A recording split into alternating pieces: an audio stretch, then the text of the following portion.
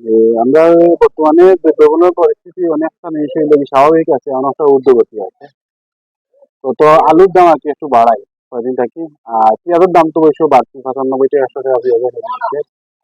তেলের দাম মোটামুটি ওলাও আছে, কিন্তু স্বাভাবিক কোম্পানি হয়তো 5 টাকা 4 টাকা লিটারে বাড়াবো, আশা করি বাড়ার সম্ভাবনা আছে। ডাইল, আটা, পেঁয়াজের দাম স্বাভাবিক আগেও আছে 85 90 টাকা, এখন বর্তমানে 100 টাকা চলে আর কি। 100 টাকা 105 টাকা 95 টাকা ছিল কোয়ালিটি বেশি। আলু চলে বর্তমানে 55 টাকা 60 টাকা। আলুর দাম স্বাভাবিক আছে এখন বর্তমানে। আর চাউলের দামও কিছু মনে হয় 100 টাকা বস্তা বাড়ে, এখন 50 টাকা 55 টাকা হলো চলে চাউলের আর কি। মসুরের হারি আছে 110 টাকা, চালান ডাইল আছে 80 টাকা। মোটামুটি স্বাভাবিক আছে, তবে তেলের দামটা বাড়ার সম্ভাবনা। এক্ষেত্রে বেশিরভাগ কাঁচামালটা বেশি বাড়ে আর কি, উঠানামা হয়। আকারে সবজির দর বাড়ছে। আমরা সাধারণ মানুষের ক্রয় ক্ষমতার খাদ্যর ভিতরে না, এটা অনেক দর বাড়ছে, অনেক অনেক অনেক বাড়ি গেছে। কোনো কোনো সবজি লোয়াত গেলে, আলু লোয়াত গেলে 60 70 টাকা।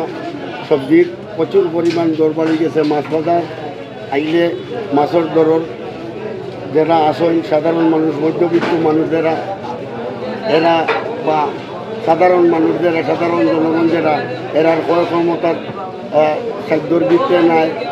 অনেক হাই উতাসের মাঝে, অনেক চিন্তিতর মাঝে মানুষ আছে। পেঁয়াজও আছে, আলু আছে, এটাও আপনার এলচির মাঝে কাঁচামালের মাধ্যমে পড়ে।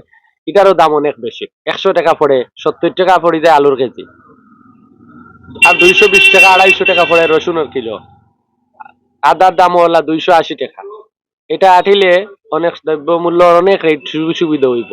কারণ এটা তো হইল গিয়া অনেক জিনিস এলচি আছে, বিভিন্ন বড় বড় দোকানদার হলে তারা কিছু সিন্ডিকেট করে করলে, আমরা তো গরিব যারা আছে তারা তো কিনিয়া খাওয়ার সাধ্য বাড়া, কারণ অনেক সময় আছে 1 কেজি নিত 250 নেয়, কারণ তার তো সমর্থন নাই।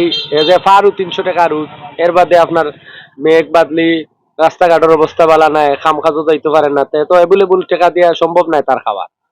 আমি বাংলাদেশের সরকার ঠিক আছে বিনীত অনুরোধ করব যে এরা দ্রব্য, যারা যে কোনো জিনিসের দ্রব্যমূল্য মূল্য এটা স্বয়ং রাখার রাখার জন্য অনুরোধ করি। আর আপনারা যে কোনোভাবে বাজার মনিটরিং করুকা, এটা সিন্ডিকেটের মাধ্যমে বাজারের যে দর, যে কোনো জিনিসের দরপত্র যেভাবে বাড়ে হু হু করি, এটা কিন্তু আমরা সাধারণ মানুষের পক্ষে সম্ভব নয় যে এটা বাজার বাজার ক্রয় ক্ষমতা বা খরিদ করার সম্ভব নয়।